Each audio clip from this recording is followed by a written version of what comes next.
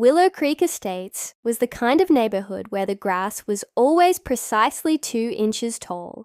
The mailboxes stood in militant uniformity, and the silence was so thick you could hear a sprinkler system hiss from 3 houses away. It was supposed to be peaceful.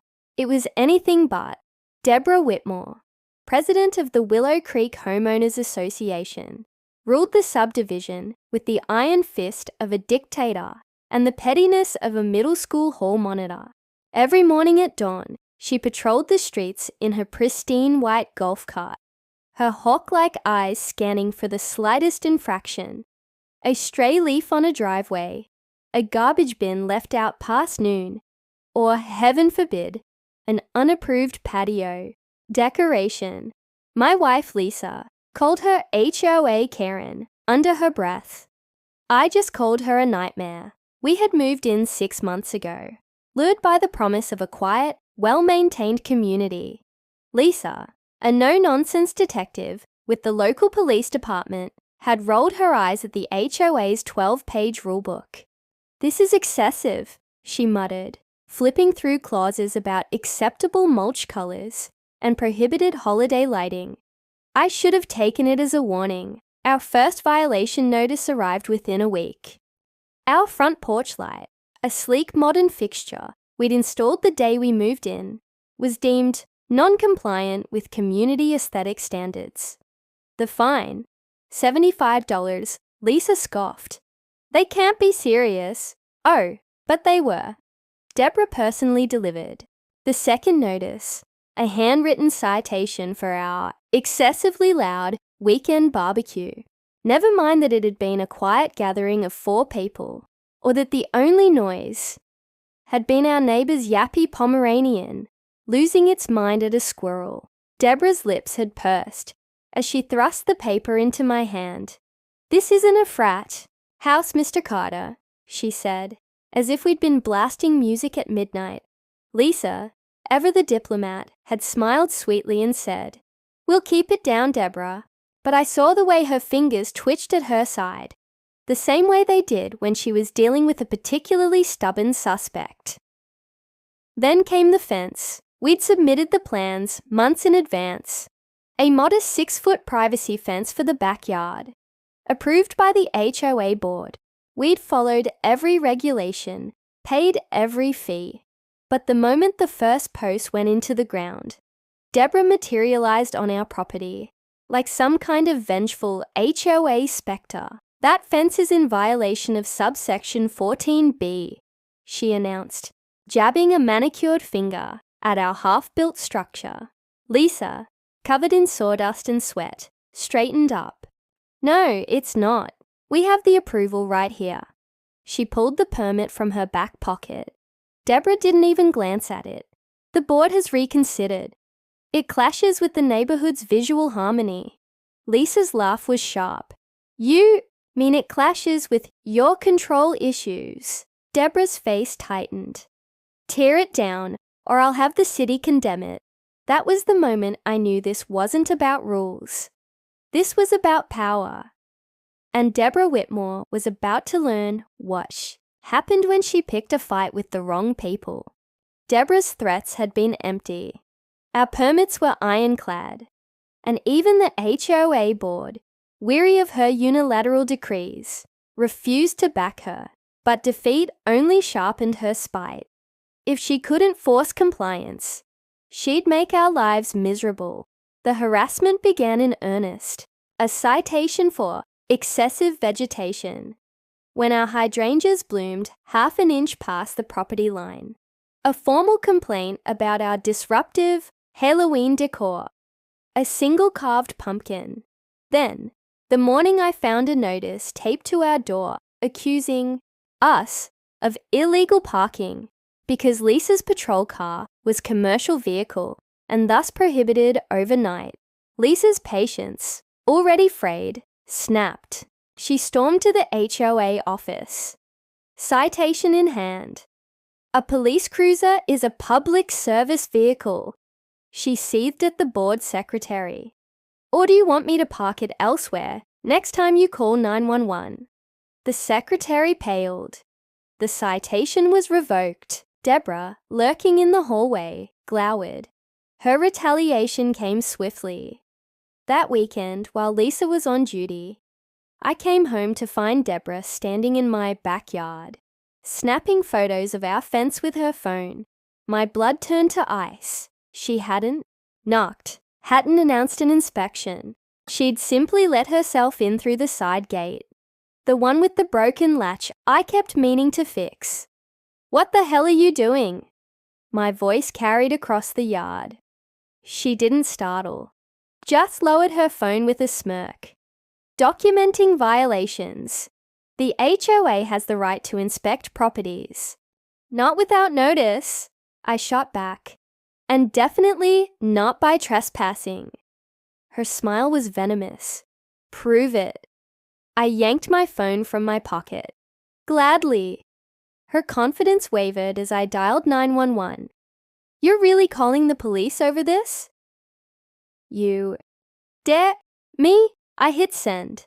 The dispatcher's voice was calm. 911, what's your emergency?" I kept my eyes locked on Deborah. "There's an intruder in my backyard. A woman. White, late 50s.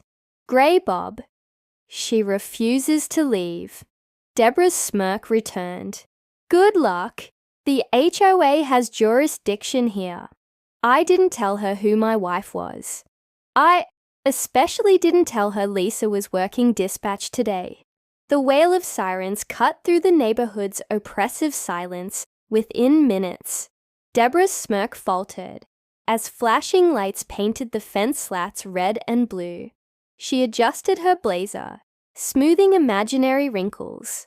A nervous tell I'd seen in every bully who thought rules didn't apply to them. "About time," she sniffed, marching toward the front yard like she owned the pavement beneath her sensible loafers. The patrol car rolled to a stop. The door opened, and Deborah Whitmore came face to face with Detective Lisa Carter in full uniform. Recognition hit like a thunderclap. Deborah's carefully curated composure cracked. "You're responding to a trespassing call," Lisa finished, voice colder than a January HOA meeting. She glanced at me, a silent question in her eyes. I nodded toward Deborah. Lisa's hand rested on her duty belt. "Ma'am, step away from the property." Deborah rallied, puffing up like an offended hen. "This is absurd. I'm the HOA president conducting a lawful inspection." Without notice, Lisa's eyebrow arched. "Without permission. That's criminal trespass." She tapped her body cam. "And we've got it on record." A crowd had gathered, neighbors peering through blinds, the mailman frozen mid-delivery. Deborah's cheeks flushed mottled red. "You're abusing your authority to protect your husband's violations." Lisa didn't blink. "My authority says you have two choices. Leave now in your golf cart, or leave later in my back seat." Deborah's control snapped. "This is harassment." She shoved past Lisa, her shoulder knocking hard against my wife's badge. "Big mistake." Lisa moved like lightning. One twist of Deborah's wrist, a click of cuffs, and the HOA queen was bent over the hood of the patrol car. "Deborah Whitmore, you're under arrest for trespassing, resisting an officer, and assault." The gasp from the onlookers was almost comical. Old Mr. Jenkins dropped his pruning shears. Deborah shrieked about lawsuits, her voice rising to a hysterical pitch as Lisa recited Miranda rights. But the real masterpiece was the way her face crumpled when Lisa added, "Oh, and HOA bylaws don't override state penal codes. Just FYI." As the car door slammed shut, I caught Lisa's eye. Her smirk was worth every citation we'd ever endured. Deborah's mugshot spread through Willow Creek Estates, faster than her infamous violation notices. By dawn, the photo, disheveled hair, smeared lipstick, and all, had been shared in every neighborhood group chat. The caption beneath it varied, depending on who was telling the story. HOA President arrested for trespassing was the polite version. Calm as a bitch was more popular. The HOA emergency meeting that night was standing room only. Lisa and I arrived to find the community clubhouse packed with residents we'd never met, victims of Deborah's reign who'd been too intimidated to speak up. Now, emboldened by her downfall, they came armed with grievances. Board Secretary Marlene wasted no time. Motion to remove Deborah Whitmore as HOA President, she announced, to thunderous applause. The vote was unanimous, but the real bombshell came when timid Mrs. Nguyen from Elm Street approached the podium. I have proof, she stammered, holding up a flash drive, that Deborah's been embezzling HOA funds. The room erupted. Lisa, in our full detective mode, took the evidence. What followed was a forensic deep dive into Deborah's special assessment fees. Thousands mysteriously funneled to a shell landscaping company that didn't exist. The final twist: the fake business was registered to Deborah's maiden name. By week's end, Deborah faced felony fraud charges, alongside her trespassing rap.